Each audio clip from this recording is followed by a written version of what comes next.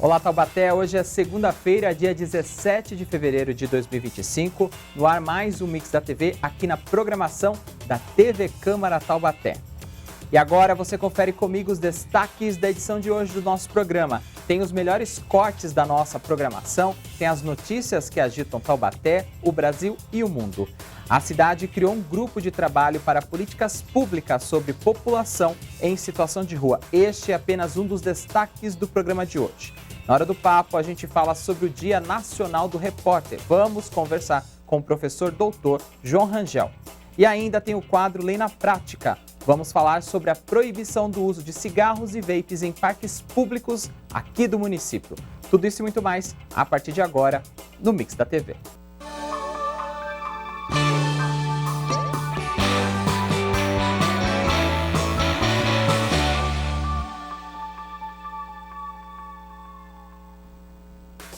Começando mais um Mix da TV aqui na programação da TV Câmara Taubaté. Muito obrigado pelo carinho da sua audiência e também a sua participação. Você que acompanha a gente pelo canal aberto 4.2, pelo canal fechado pela Claro TV número 4 e pelas redes sociais da TV e da Câmara de Taubaté.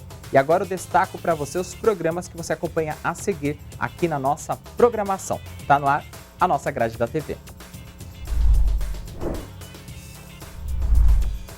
Vamos acompanhar aqui no nosso telão os destaques de amanhã, terça-feira, dia 18 de fevereiro. A partir das 9h30 da manhã tem as principais notícias e informações de Taubaté e da nossa região. Também tem a previsão do tempo e as condições das estradas no programa Boletim Câmara com Ana Laura Costa, ao vivo, 9h30 da manhã. Amanhã, terça-feira, é dia de sessão ordinária aqui na Câmara, por isso, a partir de 1h15 da tarde, ao vivo, tem o programa Em Discussão, que aborda a ordem do dia da sessão ordinária da Câmara de Taubaté, com a apresentação do Miguel Cáter, também com a participação de convidados e especialistas nos assuntos do Legislativo. Ao vivo, 1h15 da tarde, porque às 2h tem mais uma sessão ordinária. É a sessão ordinária de número 3 da 19ª legislatura e você acompanha na íntegra com transmissão da TV Câmara Taubaté. Por isso que amanhã nós não teremos mais uma edição do nosso programa Mix da TV. A gente volta a se encontrar na próxima quarta-feira. Tá aí, portanto, na tela os destaques, para você acompanhar a nossa programação. E agora a gente segue o nosso Mix com mais informações. Está na hora do nosso quadro Mix de Notícias. Vamos ao nosso primeiro destaque aqui no nosso telão. Prefeitura de Taubaté abre processo administrativo contra 2 servidores. A Prefeitura de Taubaté realizou na terça-feira passada, dia 11, a abertura de 2 processos administrativos internos. O primeiro é para analisar o caso do médico MLC.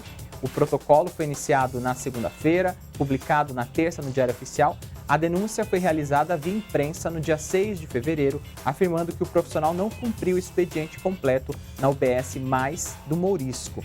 Ele será afastado preventivamente de suas funções por 60 dias, prazo em que a corregedoria responsável pela apuração dos fatos tem para definir a situação. A Secretaria de Saúde também emitiu uma circular aos serviços de saúde, reforçando sobre o cumprimento do expediente, além da determinação de que sejam realizadas 4 consultas por hora de trabalho, fazendo com que as equipes médicas realizem as consultas por turno. O segundo caso envolve o fiscal Z.A., que foi preso na última quinta-feira, dia 6. Nesse caso, a Prefeitura recebeu uma denúncia e solicitou formalmente a colaboração da Polícia Civil na apuração dos fatos. O servidor foi preso em flagrante. Também foi instaurado o processo de ambiente administrativo com validade de 60 dias, prazo que a Corregedoria irá definir a situação. Os 2 servidores apontados terão seus direitos de defesa e, após apurações, as providências necessárias serão tomadas. A Prefeitura de Taubaté reforça a orientação de que quaisquer denúncias sejam feitas para a ouvidoria do município. Aqui no nosso telão, as informações são do portal Meon. E agora tem mais notícia aqui para você se atualizar junto com a gente. Taubaté cria o grupo de trabalho para políticas públicas sobre população em situação de rua. Em resposta à crescente necessidade de atenção à população em situação de rua, a Prefeitura de Taubaté publicou o decreto que cria um grupo de trabalho intersetorial. A iniciativa tem como objetivo implementar medidas imediatas e definir políticas públicas eficazes no âmbito municipal para atender essa população vulnerável. O grupo será composto pelos secretários e secretárias de governo e relações institucionais, saúde, segurança pública, serviços públicos, além de representantes das próprias pastas, e será coordenado pelo secretário de Desenvolvimento e Inclusão Social. Os seus principais objetivos incluem avaliar as iniciativas existentes, melhorar a integração entre os serviços e propor novas ações para atender às necessidades da população em situação de rua. As tarefas iniciais do grupo incluem realizar um diagnóstico completo da rede de atenção atual, analisar o fluxo de acesso aos serviços existentes e propor uma reorganização para melhorar o atendimento.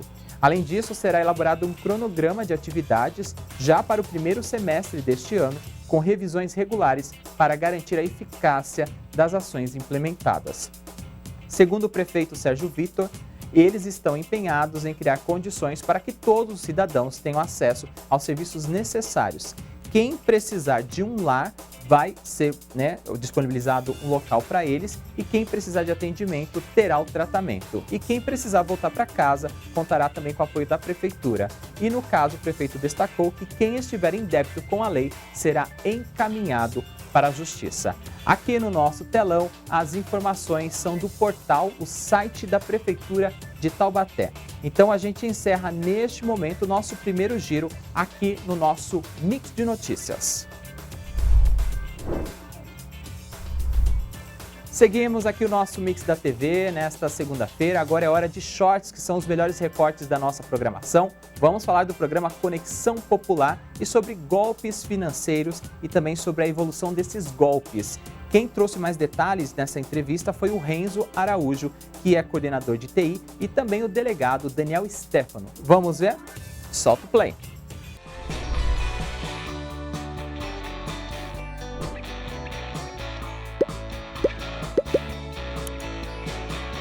O problema está nos meios ou está nas pessoas? Porque antes os golpes eram pelo cheque, saidinha de banco, e agora a gente vê que é pelo WhatsApp, é o golpe do Pix. Então, realmente, os meios são os problemas ou é a pessoa que é o problema?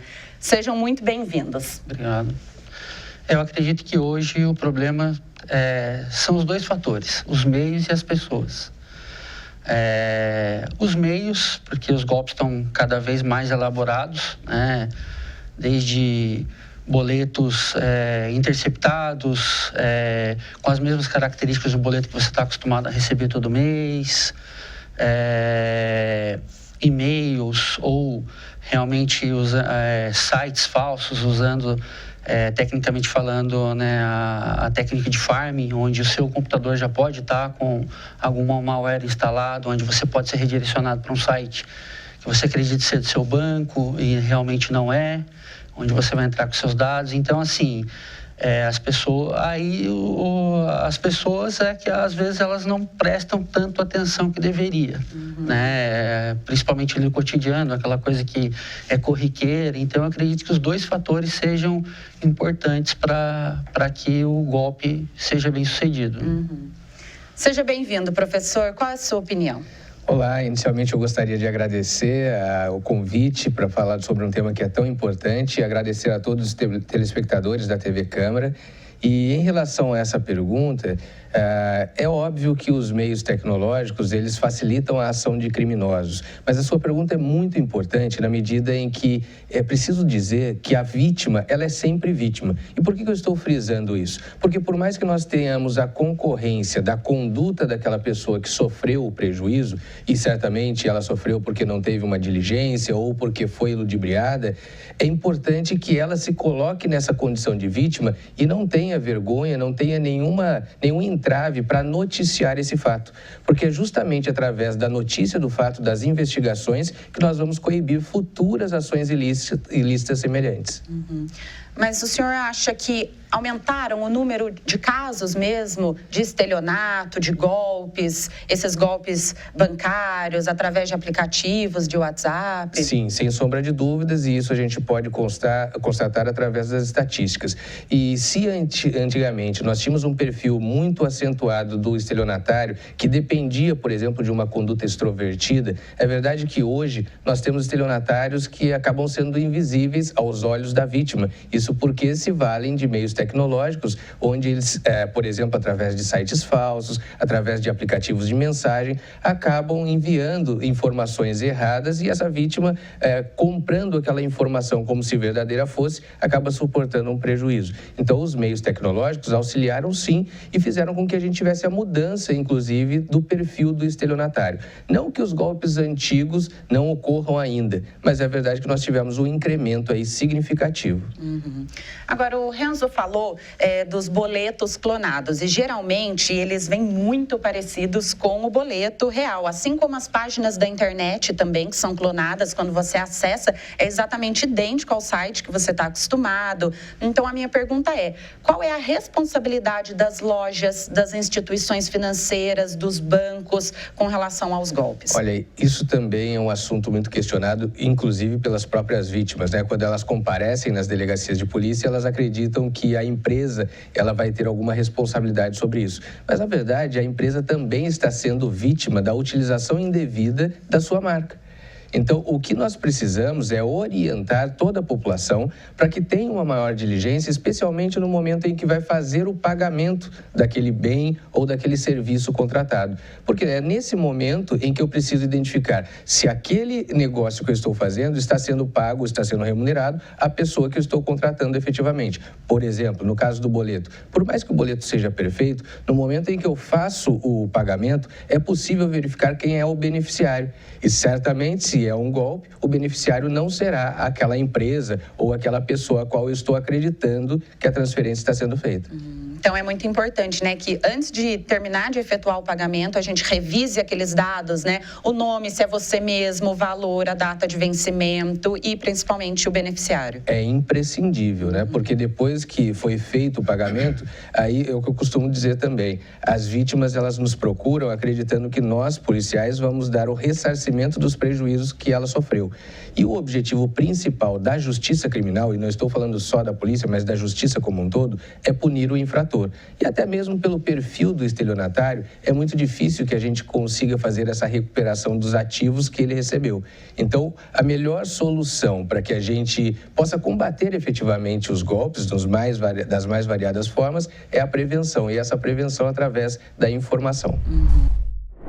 O programa Conexão Popular completo está disponível no nosso canal youtube.com/TVC Taubaté. Basta você acessar a playlist do programa para tirar essas dúvidas sobre golpes financeiros e também outros assuntos. Lembrando que o programa agora é ao vivo todas as quartas-feiras, a partir das 5 horas da tarde, com temas de interesse do cotidiano e apresentação de Miguel Capter. Ainda hoje, tire suas dúvidas sobre o Conselho Tutelar no nosso short do programa Você Entrevista. E a seguir, na hora do papo, vamos conversar com o professor Dr. João Rangel sobre o Dia Nacional do Repórter. Fique conectado com a nossa programação. Mix da TV volta já já. Não sai daí.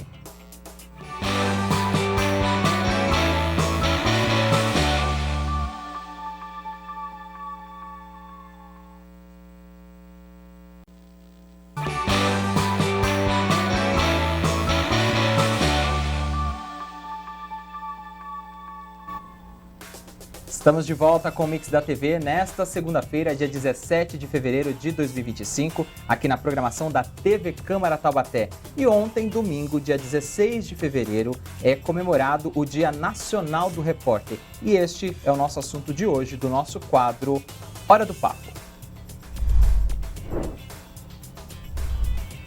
O Dia do Repórter é uma data comemorativa e informal que celebra e homenageia o repórter, importante profissional do jornalismo. Para falar mais sobre este assunto, a gente conversa agora com o professor Dr. João Rangel, que é da Unital. Professor, obrigado pela sua paciência, pela sua disponibilidade para estar aqui e conversar, e já começo parabenizando por essa data tão importante. Eu que agradeço, né? É sempre uma honra para nós podermos fazer essa interação, né, com a população de Taubaté, os nossos ex-alunos e alunos que também trabalham nos veículos e sempre estão aí assistindo a gente, acompanhando a trajetória.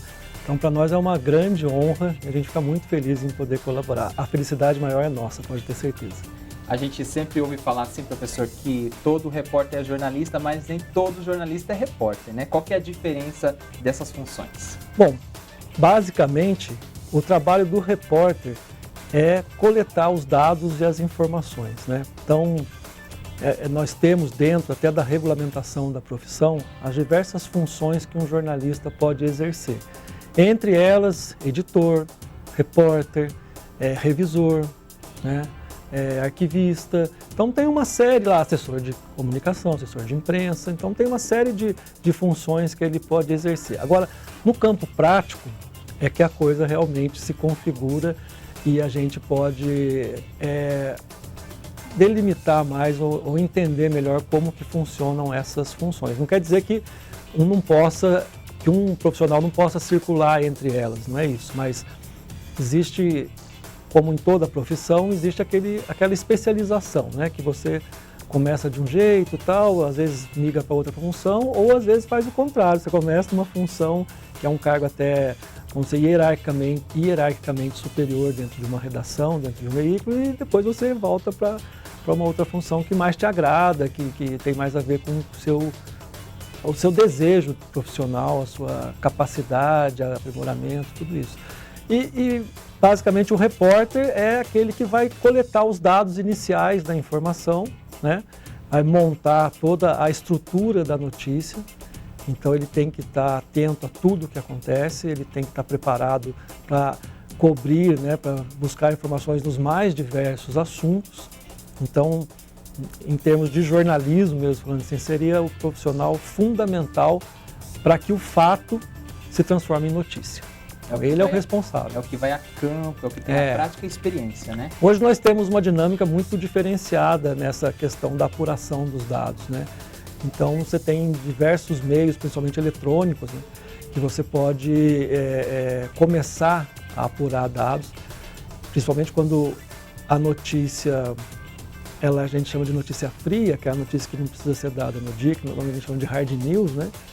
Ela tem uma série tem uma metodologia diferente de apuração e tal, mas tem a notícia do dia, tem aquela ali que é, dependendo do veículo, como o rádio, por exemplo, né, que é instantânea, tem que correr e tal, e até alguns veículos digitais hoje. Então o repórter ali é a peça-chave, é ele que tem que estar lá,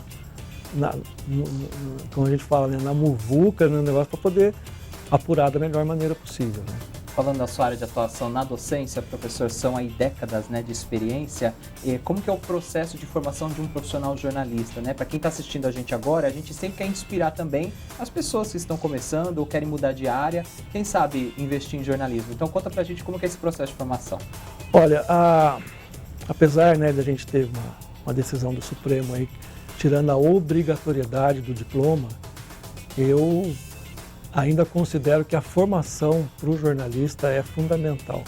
O currículo da grande maioria dos cursos de jornalismo, não só o da Unital, que é um dos em excelência aqui na nossa região, ele contempla uma formação muito diversificada, tanto na área técnica, né, que é mesmo o dia a dia ali, como produzir, a parte de telejornalismo, radiojornalismo, fotografia, planejamento gráfico, mídias sociais e tal, quanto na parte de humanidades. Então, a formação não é só técnica ou tecnicista, né? Ela passa por uma formação bastante acentuada também, até na questão da língua portuguesa, na questão da sociologia, da antropologia, da teoria da comunicação. Então, é um curso de bacharelado, então são 4 anos, uma carga horária bastante significativa, mais as atividades afins e o trabalho de conclusão de curso, né, que realmente ajudam a moldar um profissional já preparado para o mercado, né? Então nós temos também, desde 2013, a obrigatoriedade do estágio, são 200 horas de estágio, que é onde há uma interação maior entre o meio acadêmico e o meio profissional. Então isso colabora que você tenha um profissional muito bem formado, pronto, não pronto, mas já ali preparado para enfrentar situações tão importantes quanto as que o jornalismo enfrenta no dia a dia, né? Quando a gente fala de jornalismo, né, a gente faz uma liga diretamente aos jornais, os impressos, revistas, mas hoje com as novas mídias, né, com os novos formatos multimediáticos, até mesmo para atrair um público mais jovem, o jornalista pode atuar nesses veículos de uma maneira mais complexa e multidisciplinar? Não, ele tem. Hoje não é nem uma questão de opção mais, você tem que ser multitarefa, né? Agora, não dá para ser tudo ao mesmo tempo. Então, é quase que um caminho natural você ir se especializando em algumas áreas. Eu acabei de fazer banca agora de um trabalho de conclusão de curso, que agora nós chamamos de trabalho de graduação só, que foi sobre jornalismo de entretenimento. E foi muito sério o trabalho. A gente fala jornalismo de entretenimento ou jornalismo de fofoca. Não é isso não, é entretenimento mesmo, num jornalismo muito sério, levado a sério, que tem uma audiência enorme, que tem um faturamento enorme e que está dando muita oportunidade de trabalho para os profissionais, né, não só do jornalismo, mas em outras áreas também. Então, o entretenimento hoje é um ramo da sociedade que necessita de profissionais de jornalismo, porque o público é cada vez mais exigente, os aventureiros estão ficando pelo caminho, né? Então, a formação faz essa diferença e faz esse diferencial, inclusive nessas áreas também. Essas novas linguagens também acabam atraindo esse público mais jovem, né, porque acaba se identificando com esse novo jeito de fazer o jornalismo, de se comunicar também através das redes sociais. Uma outra experiência sua, professor, é a questão do repórter fotográfico, Sim. né? Como a gente está falando do Dia Nacional do Repórter, conta pra gente como que é essa experiência e se esse campo de atuação ainda está em alta aqui no nosso país. Bom, a diferença do repórter para o repórter fotográfico, a gente tem uma definição disso, uma diferenciação disso muito ainda da década de 80, 90, que era o repórter fotográfico só trabalha com a fotografia, o repórter de texto só faz texto. Hoje é tudo multidisciplinar e o espaço que está havendo para o jornalista que se dedica a essas áreas é também saber escrever bem, saber fotografar bem, saber fazer um vídeo, nem que seja um vídeo curto, né, 30 segundos, 1 minuto, mas ele tem que saber usar essa linguagem. Então, na minha época, por exemplo, tinha até uma brincadeira que a gente fazia lá, que havia uma disputa, as redações eram maiores, né, os jornais impressos estavam em muita evidência, né. Eu comecei minha carreira no antigo jornal Vale Paraibano, aqui em São José dos Campos, e a gente brincava assim, quem que vai sentar no banco da frente, né. E aí eu fui pesquisar para saber por que tinha essa briga, né. E são os ciclos do jornalismo. Então, para a gente entender o que está acontecendo hoje, a gente tem que entender o que aconteceu na década de 60, né, final dos anos 50, 60, 70. E aí, por que teve essas diferenciações todas? E aí eu fui descobrir que na década de 60, começo da década de 70 ali, os carros de reportagem eram as peruas, né? Então, o mesmo carro que levava os repórteres para a reportagem também levava entregar o jornal nas bancas. E não tinha um banco. Então, o fotógrafo sentava no banco da frente, que era mais fácil ele descer para fazer as fotos, e o resto ia atrás, sentado no chão do carro, né? Então, ficou essa briga assim, mas era uma coisa que diferenciava isso, até no lugar onde a gente sentava para poder sair mais rápido, porque o fotógrafo, ele tem que chegar lá e pegar o momento, como dizia o Cartier-Bresson, um momento decisivo, flagrante ali na maioria das vezes. O jornalismo não vive disso, mas é importante. E o texto você consegue chegar e apurar, né, com mais calma, mais tranquilidade, vai consultar outras fontes e tal, mas se você não tiver o fato ali narrado visualmente, a matéria fica empobrecida. Hoje, então, com a disputa até com os celulares, isso é mais evidente ainda. O que aconteceu foi se dissolveu muito isso, né? Então, qualquer uma pessoa hoje com um celular e uma boa visão, então ela consegue fazer uma foto boa, mas isso é um fragmento pequeno do jornalismo, que é o flagrante, né, o acontecimento inusitado. Mas o repórter fotográfico era essa a questão, né, você ter que estar ali no momento, fazer a foto melhor do que o outro. Tinha um professor que falava assim, se todo mundo está olhando para a direita, você olha para a esquerda, né, se está todo mundo na frente, você vai para trás, porque você tinha que disputar essa imagem, essa linguagem visual com muita eficácia e com muito profissionalismo. Hoje nós temos, assim, 100 vezes mais repórteres fotográficos atuando, mas só conseguem sobreviver no mercado porque também são multidisciplinares. Então, o trabalho autoral, o trabalho mais completo hoje é fundamental. Em tempos de fake news, professor, como manter a ética do jornalista, a ética do repórter em dia e em parceria com a sua cobertura jornalística? Então, acho que a grande questão que se apresenta hoje é essa, sabe? Porque em termos de tecnologia e de rapidez na divulgação da informação, acho que nós, em nenhum momento da história da humanidade, hoje passamos pelo que a gente passa hoje, dessa questão da instantaneidade da informação. Mas essa instantaneidade muitas vezes está levando a um jornalismo de uma qualidade duvidosa. Nós estamos brigando muito mais pela fofoca, pelo escândalo, pelo, entre aspas, furo de reportagem, sem apuração e sem o devido comprometimento ético necessário para essa função de uma responsabilidade social tão significativa, né? E aí o que me guia sempre é o Código de Ética dos Jornalistas Brasileiros. Foi aprovado em Assembleia Nacional e ele vale para todo mundo, mas parece que tem gente da área que não faz questão de esquecer. O jornalista é obrigado a divulgar uma informação precisa e correta. Isso para mim, é o artigo mais importante do Código de Ética, é isso. E a gente pensar bem, qualquer notícia que você for divulgar, se você está preocupado com a informação precisa e correta, você vai fazer bem. Você vai fazer bem. Porque se você chegou nessa condição da precisão e da correção da notícia, você apurou corretamente, você se preocupou com os diversos lados da história, você buscou, até na hora da edição, aquilo que mais retrata, porque a verdade absoluta no jornalismo não existe. Nós temos as versões e aí quem tem que formar uma opinião sobre isso é o público. Mas você tem que buscar essas versões, né? Então não adianta depois de 2, 3 dias você dar a versão da pessoa. Então esse exercício da informação precisa e correta tem que ser cotidiano. Ele tem que ser uma busca incessante do jornalista. E lembrar que isso é um trabalho coletivo, né? É o dia do repórter, mas sem o veículo, sem os editores, sem os diagramadores, sem os multimídias que trabalham lá, não vai para lugar nenhum. Isso que a gente está fazendo aqui hoje, se não for toda essa equipe que está junto aqui fazendo, não vai chegar em lugar nenhum, né? Então isso tem que ser uma preocupação do começo ao fim. E esse é o grande dilema hoje. Nós estamos sucumbindo ao escândalo. Não que eles não tenham que ser noticiados, eles têm que ser, mas eles não podem ser a essência do jornalismo. Precisamos apurar, acho que precisa voltar um pouco mais na questão da apuração. A velocidade é importante, mas ela não pode ditar as regras de tudo, porque quem dá uma notícia muito apressada corre o risco de arruinar a vida de alguém. Então, ainda eu acho que o diferencial, e está acontecendo, os conteúdos estão sendo assim, você vê a quantidade de veículos que nascem e vão embora em questão de meses, é surpreendente. Por quê? Porque não se sustenta pelo conteúdo. Então, a forma é importante, é claro que é, mas o conteúdo é o que prevalece. Então, com o tempo, é ele que vai prevalecer. Professor, então, pedir para o senhor deixar uma dica para quem quer começar na área do jornalismo, ou quem quer se especializar depois, né, como repórter, ou até mesmo quem já tem uma formação, quer mudar de área. Qual que é a dica de ouro aí para os nossos telespectadores?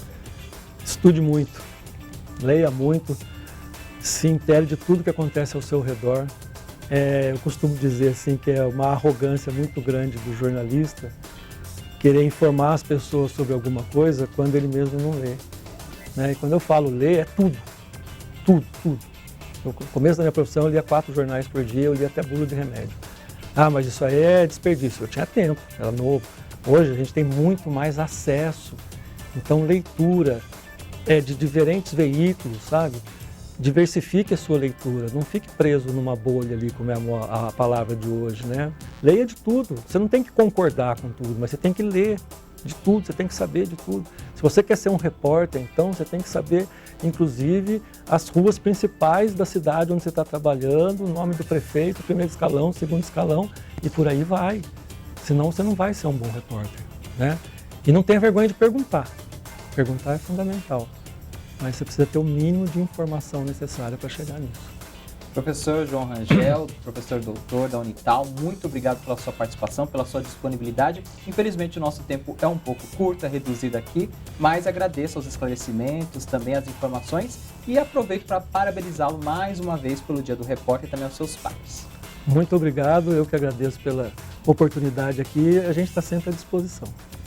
E assim nós encerramos então mais uma hora do papo aqui no Mix da TV. Na sequência a gente tem o nosso quadro Lei na Prática, melhor dizendo. Fique com a gente junto e conectado, o Mix da TV volta já já, não sai daí.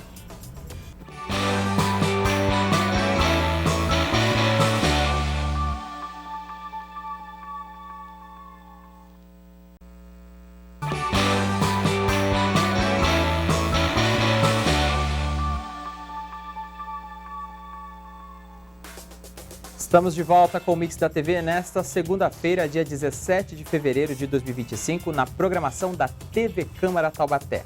Mas, para que tudo isso aconteça da melhor maneira possível, a gente conta com a sua participação. Por isso, entre em contato conosco.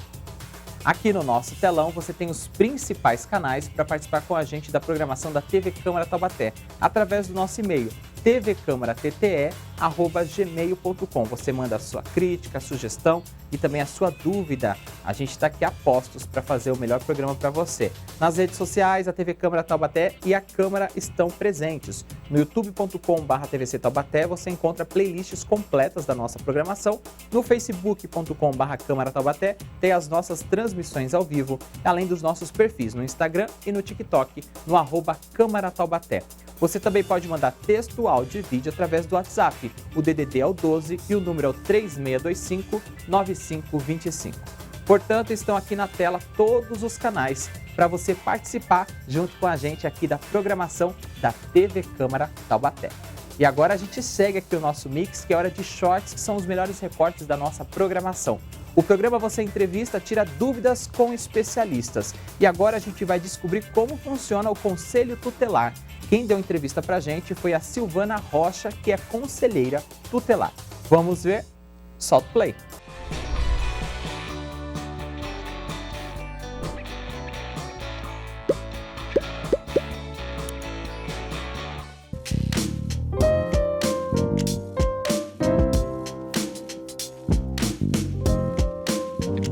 O Conselho Tutelar é um órgão autônomo, permanente, não jurisdicional, que é um direito da população para recorrer à defesa da violação dos direitos de criança e adolescente. Importantíssimo, no nosso município nós temos 2 unidades, estamos pleiteando a terceira, a qual temos direito por conta do número de habitantes, e cidadezinhas como Pinda, Tremembé, eles têm um conselho só, então somos em 2.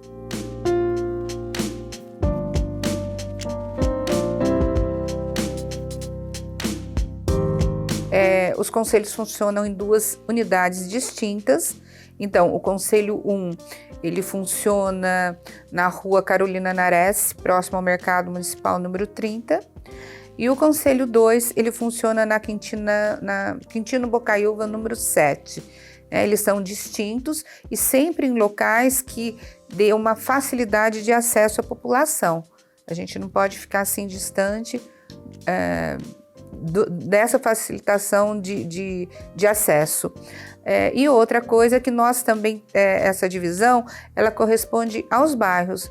Então, o Conselho 1, ele atende da Dutra para cima e o 2 da Dutra para baixo. Então, a gente tem subdividido aí essa população, esses atendimentos.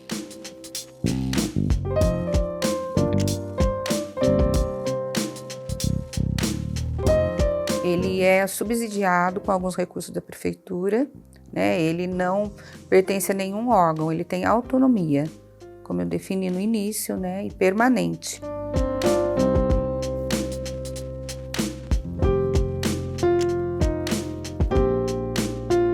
É a defesa das crianças e dos adolescentes do município. Quando a gente pensa só em periferia, não é. A gente tem atendido casos de população com recursos, enfim, que apresentam várias violações de direitos. Então, assim, a sociedade que não cuida da sua criança e que não a protege e não proporciona a ela os direitos fundamentais de alimentação, de saúde, de lazer, de escolaridade, de cultura, de segurança, ela fica em risco da marginalidade, é uma criança não assistida, né, a riscos graves de saúde ou mesmo de marginalidade.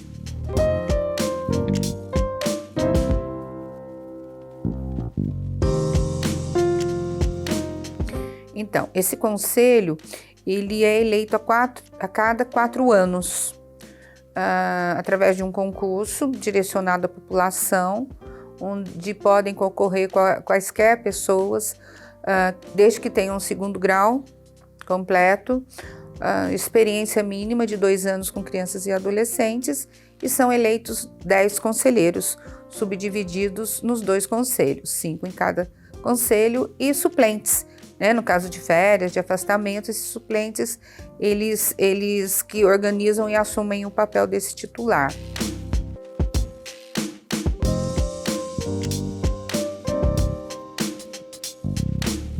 Olha, casos de negligência, violência, maus tratos, abusos sexuais, né? Nesses casos, tem gente que pergunta pra gente, né? Tem um adolescente lá roubando, chama o conselho. Não chama conselho, né? Chama a polícia acolhe esse adolescente e vai chamar os responsáveis e nos encaminhar o caso, né? Então, a gente tem várias portas de entrada aí, a polícia é uma delas, a delegacia da mulher outra, o hospital regional, né? Então, uma criança machucada, se os pais ou responsáveis não socorrerem essa criança, ninguém da população socorrer, num caso assim atípico, porque sempre alguém próximo vai socorrer, seria caso de conselho tutelar, vamos dizer, em último caso.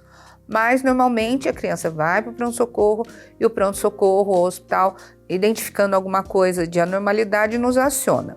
Que tipo de anormalidade? Por exemplo, nós já tivemos denúncias de bebês muito pequenos com braço quebrado, né? Como que isso aconteceu? Ou com hematomas muito intensos.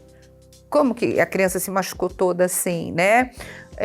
Um caso também de uma criança com fratura craniana severa. Caiu um tombo. Né? Só se foi num viaduto, porque a criança toda machucada. Então, quando o hospital levanta o pronto-socorro levanta alguma suspeita de que não é o relato que os pais ou responsáveis estão trazendo, aí eles nos acionam. O programa Você Entrevista na íntegra está disponível no nosso canal youtube.com/TVC Taubaté. É só você acessar a playlist do programa, tirar outras dúvidas sobre conselhos tutelares e também tem outros assuntos e outros especialistas esperando por você. E agora, no nosso quadro Lei na Prática. Aqui você fica por dentro das leis municipais mais importantes para o seu cotidiano, vendo desde a sua aprovação, passando aqui pelo Legislativo, até a sua repercussão. Hoje vamos falar sobre uma lei que trouxe benefícios para a saúde de toda a população de Taubaté. Estamos falando da Lei Municipal número 5.571, que está em vigor desde agosto de 2020 e proíbe o consumo de produtos fumígenos em parques públicos municipais e nas áreas circundantes aos prédios da rede pública de saúde. Para a gente entender melhor sobre esse assunto, nós vamos assistir o VT da aprovação desta lei em plenário. Solta o play.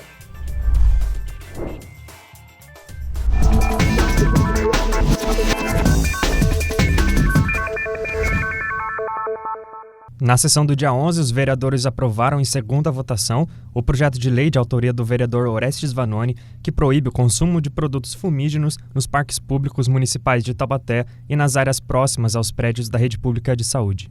Isso inclui o uso de cigarros, cigarrilhas, charutos, cachimbos, narguilés ou qualquer outro tipo derivado ou não do tabaco. De acordo com o texto, placas de orientação deverão ser implantadas para a orientação dos visitantes. Os infratores da lei estarão sujeitos a uma multa de até 1 FMT, o que corresponde a R$ 199,64. O projeto depende da sanção do Executivo. Como você viu no VT, não são apenas cigarros, mas quaisquer produtos fumígenos. Porém, fique atento. Apesar de vapes não serem produtos fumígenos, por não gerarem fumaça e sim vapor, o Decreto Federal número 5.658 de 2006 passou a considerar esses aparelhos como produtos fumígenos e também estão sujeitos às mesmas proibições do cigarro. As áreas de Taubaté onde é proibido fumar são os parques públicos municipais e os pátios, calçadas e corredores externos, portões e acessos aos prédios da rede pública de saúde, incluindo UBS, PAMO, UPA e também hospitais. As áreas com proibição devem ser identificadas com placas de proibido fumar e o infrator, pego em flagrante, está sujeito a uma multa no valor de uma UFMT, que é uma unidade fiscal do município de Taubaté, o equivalente a R$ 269,42 agora no ano de 2025. E apesar de ter mais de 4 anos de vigência, não foi encontrada a regulamentação da lei no site da Prefeitura. Se você tiver mais dúvidas, ligue para a ouvidoria da Prefeitura nos telefones 0800 770 0567 ou no 3622 5730 ou ainda no 3632 6319. Fique conectado com a gente aqui no Mix, pois na próxima segunda-feira tem outro episódio do nosso quadro Lei na Prática. A seguir tem mais informações aqui no nosso Mix. Taubaté realiza atendimentos do CadÚnico antes da migração de sistemas. Fique junto e conectado com a nossa programação. O Mix da TV volta já já. Não saia daí.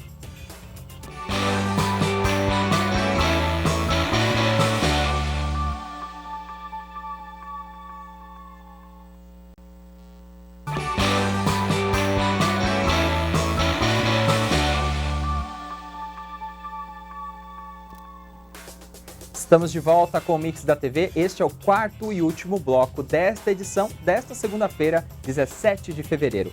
E agora vamos ficar muito bem atualizado. Tem mais um giro aqui no nosso Mix de Notícias. A gente vai destacar para você mais 2 notícias importantes, começando aqui no nosso telão com destaque. Taubaté realiza atendimentos do CadÚnico antes da migração de sistemas. A Secretaria de Desenvolvimento e Inclusão Social de Taubaté realizará entre os dias 12 e 26 de fevereiro um período para atendimentos relacionados ao cadastro único em diversos bairros do município, conforme cronograma de ações. A ação conta com o apoio da Rede de Proteção Básica vinculada à Secretaria. A medida se faz necessária em decorrência de alterações do sistema utilizado, o que exigirá um período de migração previsto entre os dias 28 de fevereiro e 14 de março, quando não haverá sistemas em operação. O restabelecimento está previsto para o dia 17 de março, com o novo cadastro único em funcionamento. A alteração acontecerá em todo o país. O cronograma de atendimentos disponibilizados pela Prefeitura buscam atender às necessidades de inclusão e atualização cadastral durante o período em que o sistema não estará em operação. Os atendimentos serão espontâneos e por ordem de chegada, sem a necessidade de agendamento prévio, mas é fundamental estar com toda a documentação necessária. Hoje, dia 17, amanhã, dia 18 de fevereiro, o atendimento acontece no CRAS Secap, das 9 da manhã ao meio-dia, da 1 da tarde até as 4 horas. Outras regiões da cidade seguem recebendo atendimentos até o dia 26. O sistema V7, disponibilizado pela Caixa e é usado atualmente, deixará de ser utilizado e um novo sistema disponibilizado pela Empresa de Tecnologia e Informações da Previdência, DataPrev, passará a ser utilizado nos atendimentos. A mudança oferecerá uma plataforma mais integrada, eficiente e alinhada às necessidades atuais dos estados, municípios e do Distrito Federal, sendo um passo essencial na gestão de políticas públicas do país. Aqui no telão para você, as informações que a gente acompanha são do portal R3. E agora a gente fecha o nosso mix de notícias com mais uma informação importante. Vamos acompanhar aqui no nosso telão. Simpatia e humildade de Fernanda Torres catapultam Ainda Estou Aqui, diz produtor do filme sobre o Oscar. Aquele 6 de janeiro foi o grande momento para que a gente chegasse aonde está hoje, diz o produtor. A simpatia e a humildade de Fernanda durante o discurso de vitória elevaram o filme. Desde então, Ainda Estou Aqui fez história ao se tornar o primeiro representante brasileiro a ser indicado na categoria do Oscar, a principal categoria. O filme foi catapultado para outra dimensão depois disso. Quem ainda não tinha visto o filme pensou, quero conhecer essa atriz e o trabalho dela. Fernanda Torres subiu ao palco do Globo de Ouro em 6 de janeiro, após ganhar o prêmio de melhor atriz em filme de drama por sua representação de Eunice Paiva. Além de melhor filme, o longa, dirigido por Walter Salles, também concorre como melhor filme internacional e melhor atriz com Fernanda Torres. Com produções de peso em seu currículo, Rodrigo Teixeira, que se consolidou como uma figura prominente do mercado cinematográfico no Brasil e também no exterior. O produtor disputou uma categoria principal do Oscar pela primeira vez em 2018 com o longa Me Chame Pelo Seu Nome, do diretor italiano Luca Guadagnino, que ganhou o prêmio de melhor roteiro adaptado. Mas, para ele, nada se compara à alegria e ao sabor de concorrer ao maior prêmio do cinema mundial com o filme brasileiro. A trajetória de Ainda Estou Aqui é muito mais saborosa do ponto de vista da felicidade. As informações que você acompanha aqui no nosso telão são da BBC News Brasil. E assim, nós encerramos com essa notícia positiva o nosso Mix de Notícias.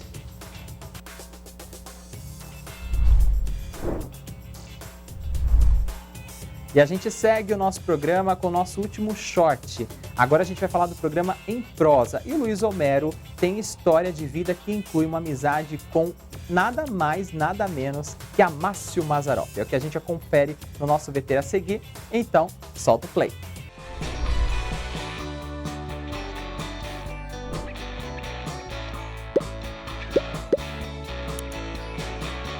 Mas hoje a gente veio falar do senhor, não só dele. A gente quer conhecer a sua história. Então, primeiro, obrigada por ter recebido a gente na sua casa. É uma honra muito grande. A gente já participou também de Câmara, já participou sempre com vocês. Não somos estranhos. Não somos estranhos. Mas eu sou de São Luís do Paraitinga e tenho título de cidadania também de Taubaté. É um taubatiano. Sou taubatiano de coração e luizense de nascimento. Exatamente, mas saiu de São Luís para vir para cá e foi jovem, né? Eu vim para cá em 52, quando eu entrei no seminário diocesano Santo Antônio, aqui em Taubaté. E fiquei no seminário até 57, depois de 58 comecei minha vida pública. Mas o seminário era para ser padre? Ser padre. E desistiu? Desisti, porque o reitor achou que eu não tinha vocação. Como ele achou que eu não tinha, eu não tinha. Acreditou? Acreditei. Não achava que... Não. Mas chegou a ficar revoltado? Não, eu acho que eu devia ser padre mesmo. Quem é o senhor para dizer que eu não posso? Mas não teve isso. Não, nessa época não se discutia muito, né? Isso é verdade. Era obedecer, obedecer. Pois é. Né? Então largou a batina, não chegou a vestir a batina, Não, né? não. Mas, Não em fiz. termos... Só fiz seminário menor. Mas é mais divertido a gente falar que largou a batina. É mais fácil falar, né? Não é? Largou a batina e foi viver de advogado. Saindo do seminário, voltei para São Luís. Família não tão bem de posse, né? Uhum. Meu pai foi o primeiro a me falar: filho, aqui a gente não tem condição de ficar com você. Você estudou 5 anos, tem uma cultura muito grande. Uhum. Aliás, naquela época, eu com 4º ano de seminário, a gente já aprendia latim, grego, francês, italiano, né? Os padres do conventinho aqui de Taubaté, inclusive eu conheci, foi meu professor, o padre Fischer, né, um alemão. Então a gente tinha uma certa cultura muito rígida na época, né? Uhum. Então meu pai falou: não posso aqui, se você quiser ir para o sítio, você vai para o sítio, vai tocar a vida rural, né, e leiteira, que era o caso dele. Pequeno produtor, mas dava para ele manter a família. Aí foi quando eu decidi vir para cá, uma pensão em Taubaté, lá na Rua Paraíso, perto do Cristo.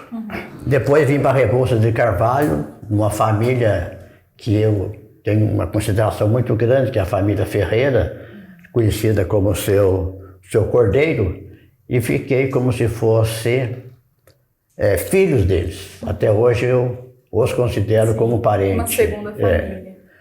Ali precisava de uma cama, pedi, na época, R$2.000 para meu pai comprar uma cama, ele comprou, e adquirimos a cama, e comecei minha vida de estudante aqui. Fiz escola de comércio, entrei no Banco Auxiliar de São Paulo em 62, fiz a faculdade de Direito em 62 até 64. 1997, fui presidente do Sindicato dos Bancários de Taubaté região e saí pelo mundo a fazer palestras em cima de um sindicalismo da época, que era uma época de regime militar. Imagino que não deva ter sido fácil. Não era fácil, mas acontece que as pessoas têm que se colocar no seu devido lugar e saber como reivindicar aquilo que está precisando. Então, eu participei de um congresso nacional em Brasília e no ano seguinte um congresso nacional em Araxá, Minas Gerais. Sempre sendo orador defendendo as teses, provavelmente pela facilidade de falar, fazia as comissões e depois eu levava à tribuna a decisão das comissões. Foi em 69, 70, né? Eu estava lá com uns 28, 29 anos. E nesse período, por ser ditadura, o senhor não ficava com receio? Nunca tive receio. Não. Nunca tive receio. É questão de postura.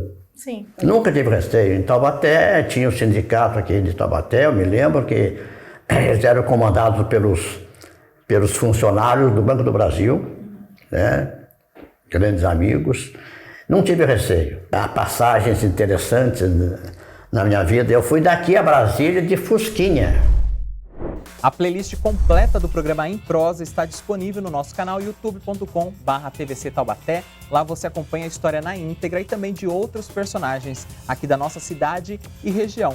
E quinzenalmente aqui na nossa programação, às sextas-feiras, tem edições inéditas do programa Em Prosa. Vale a pena você conferir.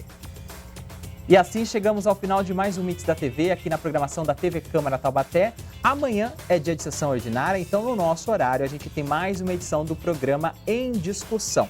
O Mix da TV volta na próxima quarta-feira com um quadro Mix Sustentável com dicas sobre meio ambiente. Muito obrigado pelo carinho da sua audiência, a sua participação. Até quarta-feira e continue acompanhando a nossa programação.